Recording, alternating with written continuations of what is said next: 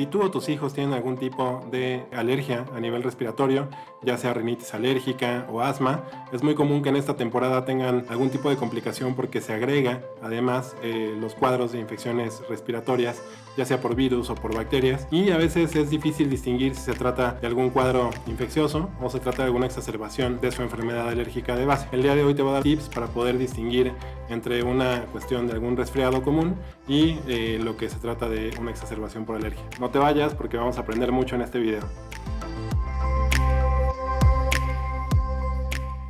Hola, ¿cómo estás? Yo soy Said Arablin, soy pediatra, alergólogo e inmunólogo y estás en el canal de Alergo Inmuno, el canal que te permite mantener tus alergias bajo control.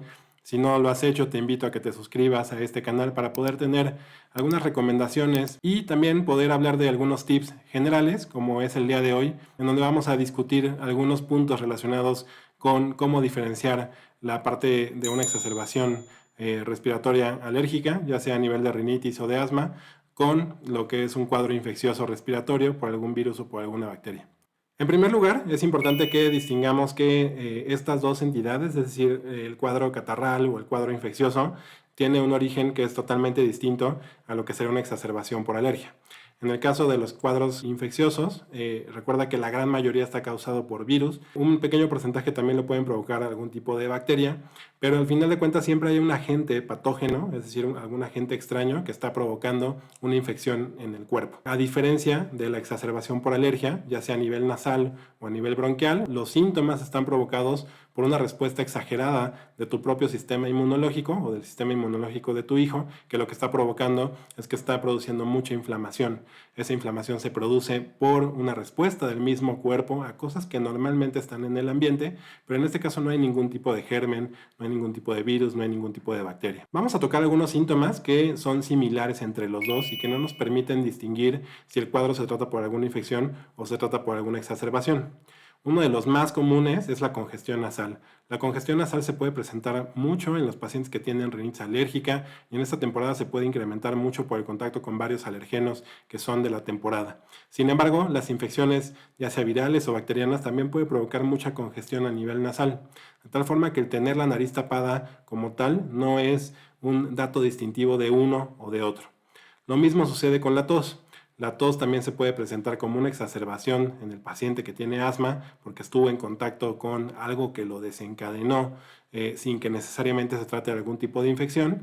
Y en el caso de alguna infección, pues también estos agentes patógenos, ya sea virus o bacterias, pueden provocar tos. La infección a nivel bronquial produce esta misma inflamación muy parecida a la que se produce en los pacientes alérgicos, de tal forma que la tos tampoco nos ayudaría mucho a distinguir entre si se trata de un cuadro de origen infeccioso o de una exacerbación por alergia.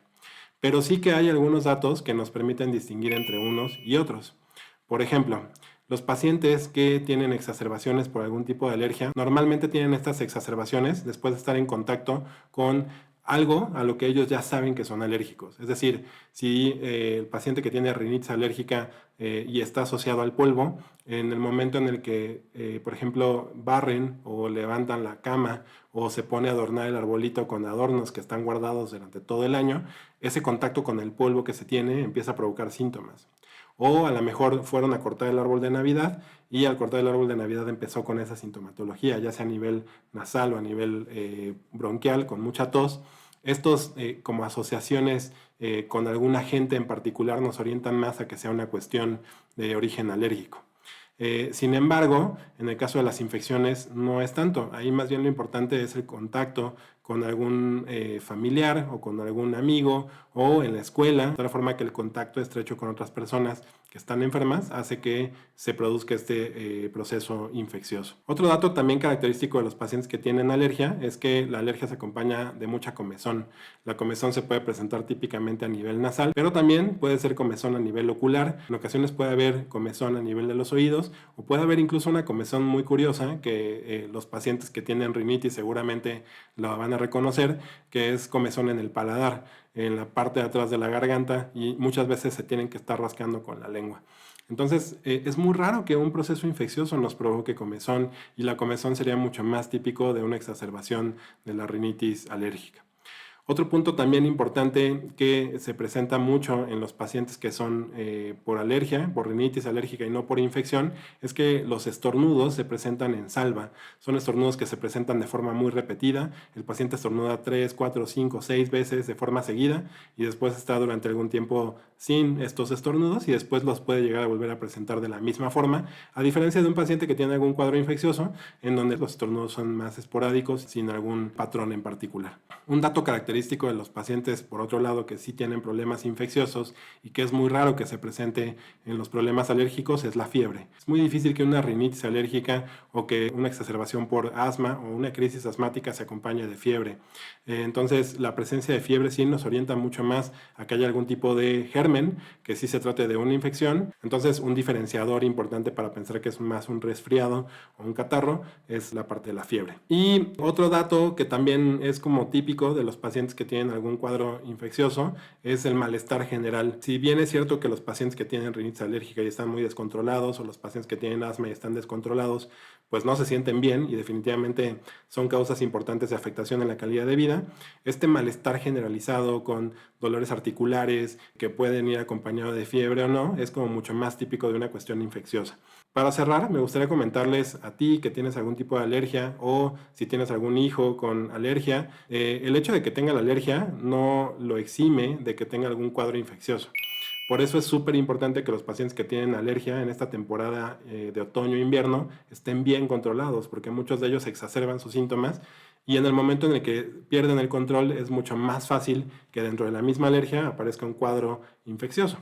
Entonces, de repente llegan conmigo mamás que me dicen: oye, por favor, ¿me puedes dar un certificado de que mi hijo es alérgico porque no lo quieren dejar entrar porque tiene fiebre? Bueno, no porque sea alérgico, vamos a darle un permiso para que pueda ir a dejar el virus con todos sus demás compañeros. Es muy común que los pacientes que tengan alergia al mismo tiempo también se enfermen y más en esta temporada en donde hay una gran cantidad de infecciones virales. Entonces, si tú sabes que tienes algún tipo de alergia, si sabes que tu hijo o tu hija tienen algún tipo de alergia, es importante que estén controlados durante esta temporada. ¿Para qué? Para que disminuyamos al mínimo las posibilidades de que desarrollen un cuadro infeccioso, igual que el resto de sus compañeros. Recuerden que las medidas generales siguen siendo súper importantes. El hecho de lavarse las manos frecuentemente, el utilizar cubrebocas, no solamente en lugares concurridos, sino si tú eres alérgico y te hace daño el polvo, los puedes utilizar. El cubrebocas te puede ayudar mucho en esta temporada, sobre todo cuando estás decorando, para que no te vayas a exacerbar en tus síntomas.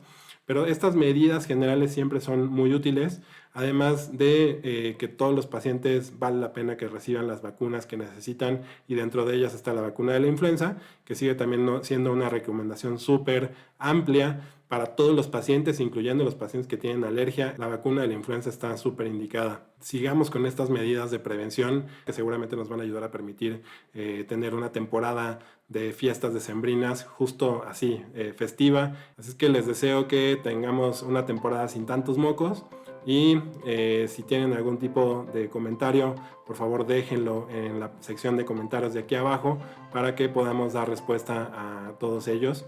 Si creen que este video les puede ser de utilidad a algunos otros papás, a lo mejor a algunos otros pacientes que tienen alergia, en el chat de los papás les pido que lo compartan porque seguramente muchos de ellos pueden beneficiarse de esta información. Y nuevamente te invito a que si te gustó este video te suscribas a mi canal porque de esa forma me ayudas a que siga creando este tipo de contenido. No me queda nada más que agradecerte por ver este video y nos vemos en el próximo porque hay muchas cosas que quiero comentar contigo. Hasta la próxima.